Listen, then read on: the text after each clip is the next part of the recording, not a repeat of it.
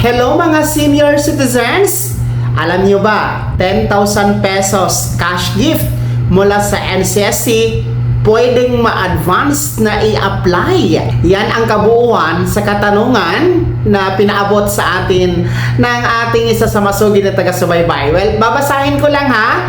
Katanungan ito po mula sa ating manonood sa YouTube. No? Takpan ko lang ang pangalan para sa privacy. Ang tanong niya, babae ito, ako ngayon, November 30, 80 years na, o 80 years old na. Kasali na ba ako dyan? Paano ako magkakaroon ng ATM card? Saan kukunin? Okay? Yan po ang katanungan ni ma'am. Well, una sa lahat, maraming salamat po sa pagtatanong, ma'am.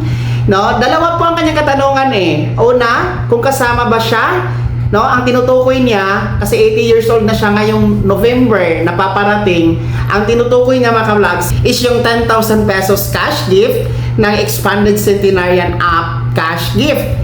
Yung Republic Act 11982. No, when you reach the milestone of 80, 85, 90 and 95 years old, bibigyan ka ng 10,000 pesos ng gobyerno sa ilalim ng NCSC. Pangalawang katanungan niya, kung ano ba to? Saan kukunin? O paano magkaroon ng ATM card? Saan kukunin? Okay, isa-isahin natin. Una, magbe-birthday ka ngayong November 30. Uy, pareho tayo ng birth month. Mauna lang ako ng 3 araw. Kasi November 27 ako. So, mag 80 years old ka na ngayong November. Ano ba ngayon? Nasa buwan tayo ng June. So, kung bibilangin natin June, July, August, September, October, November. So, 5 months to go.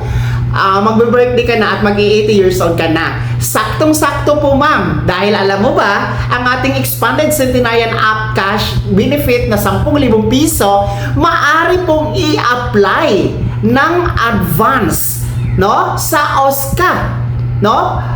Dahil ang allowed po dito na number of months na advance bago ang birthday mo ay 6 na buwan. Yan po ang nakasaad, no? Ayon sa anunsyo din po ng NCSC na 6 na buwan bago ang birthday mo, bago ang pagtungtong mo ng 80, 85, 90 or 95 years old, pwede ka nang mag-file ng aplikasyon sa OSCA, no? Para pagdating ng birthday mo sa insaktong ika-6 na buwan o insaktong birthday mo, tapos na proseso ang inyong 10,000 pesos cash gift. Kumbaga, sa mismong araw ng birthday mo, marirelease, makukuha mo ang 10,000 piso.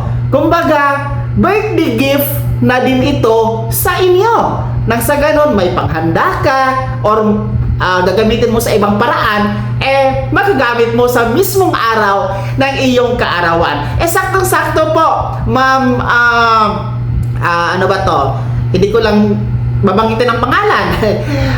Alam mo na kung sino nagtanong dito. Well, saktong-sakto dahil nga 5 months to go bago ang birthday mo, November. Mag-apply ka na sa OSCA, no? Punta ka sa OSCA office na nasa LGU nyo, magdala ka ng birth certificate, no? Kung meron man. Pero kung wala kang birth certificate, mag-present ka ng 2 valid ID, no? Ang valid ID, it's either UMID ng SSS, SSS ID, National ID, pwede yan, Senior Citizen ID, pwede po yan. So, anong available na ID mo? Tapos, isa na piraso na whole body picture. Then, apply ka doon sa application form, fill upan mo sa OSCA. Para ngayon pa lang maproseso na, ma-evaluate na, para pagdating ng November 30, sa insaktong ika-80 years old mo na kaarawan, well, matatanggap mo ang 10,000 pesos cash gift. Una po yan. Dito tayo sa pangalawa.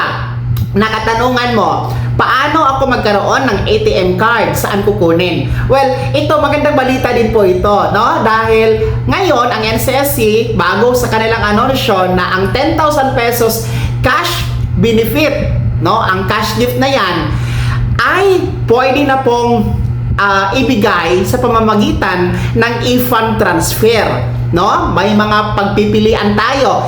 Kung gusto nyo ng bangko, ATM card, pwede po yan, no? Kung may ginagamit kayo na SSS, PIVAW, or GSIS ATM card na pensyon, pwede nyo yan gamitin. Or any bank, ATM bank, no? ATM card sa ibang bangko. Then pwede din po ang ating Land Bank Peso or savings account. At ang kagandahan dito, pwede na po i-transfer sa GCash basta verified. And pwede din po ang Palawan Pawn Shop. No, kung malapit kayo sa Palawan Pawn Shop, pwede doon ipadala, no? I-claim nyo na lamang. So napakaganda ngayon. Well, para dito ma'am, no, kung saan kukunin or paano kayo maka-avail sa ATM card or Palawan or GCash or Land Bank, pwede kayo pumunta doon sa OSCA office, no, hingin niyo po yung application form for ATM or GCash or Palawan. Fill upan niyo po doon, no? Then piliin niyo kung ano ang gusto niyo, saan niyo gusto ipadala ang 10,000 pesos cash gift, no? Wag nang mag-download sa cellphone nyo ng application form from NCSC para hindi ka mahirapan. Diretso ka na sa OSCA office para diretso ka na din po mag-apply, mag-fill up ng application form for Expanded Centenarian Act cash gift na 10,000 pesos. So ayan na, sana nasagot ko ng malinaw ang iyong katanungan, ma'am. Shoutout sa inyo.